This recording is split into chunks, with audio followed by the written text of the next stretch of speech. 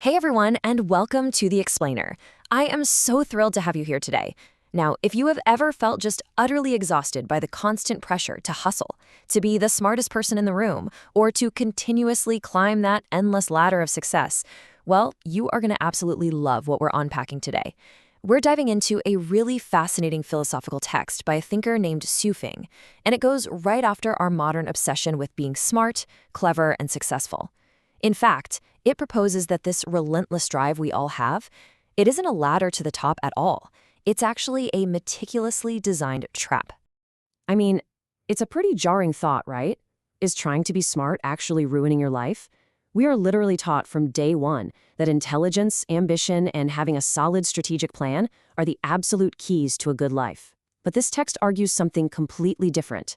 It suggests that the exhausting societal pressure to constantly scheme, to achieve, and to stand out is really just a massive snare that keeps us away from true peace. Let's take a look at how the universe supposedly views all this hard work we're doing. Get a load of this striking quote right here. When humans think, the greatest creator laughs. According to the text, the very act of overthinking, plotting and scheming, basically everything we so proudly call wisdom or strategy, is viewed as highly comical from a cosmic perspective. Thinking and constantly calculating, those are the defining characteristics of the worldly wise. And when the creator observes all this frantic mental gymnastics we put ourselves through, it's just amusing. It's definitely a profound shift in perspective, for sure. So the author calls this whole setup the array of intelligence. Basically, it's a philosophical trap where the relentless pursuit of wealth, fame, status, and cunning knowledge ultimately just leads to anxiety and entirely distorted realities. The fundamental desire we have to be admired, to stand out from the crowd, and to be clever, it actually disconnects us completely from what is true and real. It just wraps us up in an illusion. Let's actually break down how this downward spiral happens, step by step, because the text outlines it super clearly once you're caught in this array. First, you become totally engrossed in chasing wealth and honor, usually because you're constantly worried about poverty. Second, you start exercising your mind incessantly, always learning, researching, trying to master new techniques. Third, this inevitably makes you adept at strategizing, which quickly turns into engaging in cunning and deceitful tactics with the people around you. And the final, incredibly tragic step, you outsmart yourself. All that cleverness just folds right back in on itself, and it leads straight to self-sabotage. Okay, moving into section 1, the illusion of form. To really get why this trap is so incredibly sticky, the text draws on some ancient Buddhist scriptures to reveal the illusory nature of these human pursuits we value so highly. It points first to the Diamond Sutra, which states, all conditioned phenomena are like a dream, an illusion, a bubble, and a shadow. The author uses this to point out that literally everything originating from so-called wise people, their lifelong achievements, their carefully plotted actions, all their accumulated wealth, is actually as fleeting and insubstantial as a dream or a flash of lightning. There's just no solid ground there. Building on that idea, the text pulls from the Heart Sutra.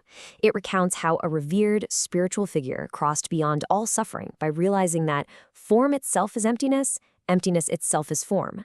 By deeply understanding that all phenomena are ultimately empty, he achieved a state of mind with absolutely no obstruction, no fear, and he ultimately left all that distorted dream thinking far behind him.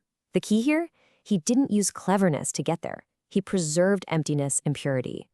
So, the big question is, where does that leave all the smart, ambitious people in the world? Well, the text offers a highly provocative analogy. It says that life is a play, and to make the plot exciting and fascinating for everyone, there must be wise people. But fundamentally, these wise people are essentially just circus clowns. They are just there to intersperse laughter and drama among the audience. Without them, sure, the human drama would be totally dull, but ultimately, they are just performing for entertainment, completely caught in their own array. And this brilliantly illustrates the massive divide between how we see ourselves and the cosmic reality. From our human perspective, wise and successful people are like these charming, beautiful, colorful flowers. Everyone admires them. Everyone wants to be them. But from a heavenly perspective, they are flowers that never yield any fruit. They have all the flash and the color, but they completely lack true, lasting substance. It's that exact desire to become this admired flower that pulls people right into the array of intelligence and makes it so incredibly difficult to escape. All right, let's shift gears to section 2, lessons from the lily. So if cleverness and ambition are a trap, what on earth is the alternative? right? How do we actually escape? To answer this, the text shifts gears entirely and asks us to look at a completely different tradition. The author brings in a Christian perspective, specifically the teachings of Jesus from the Gospel of Luke. This quote urges followers to observe the natural world. Consider the lilies, how they grow. They toil not, they spin not. The text notes that Jesus pointed out that even King Solomon, in all his magnificent glory and wealth, was not dressed as beautifully as a simple wild lily. Let's just pause on those words for a second. They toil not, they spin not. It is such a simple yet incredibly powerful message. Think about it. The lilies don't plot. They don't scheme for their survival. They have absolutely zero anxiety about food or clothing or what the other flowers in the field think of them. They just exist. The text uses this to argue that true life is found not in seeking out wisdom or status, but in maintaining this pure, completely simple nature. Distilling this down, the text extracts a few core teachings straight from the lily. 1. We must follow the natural way of the Creator. 2.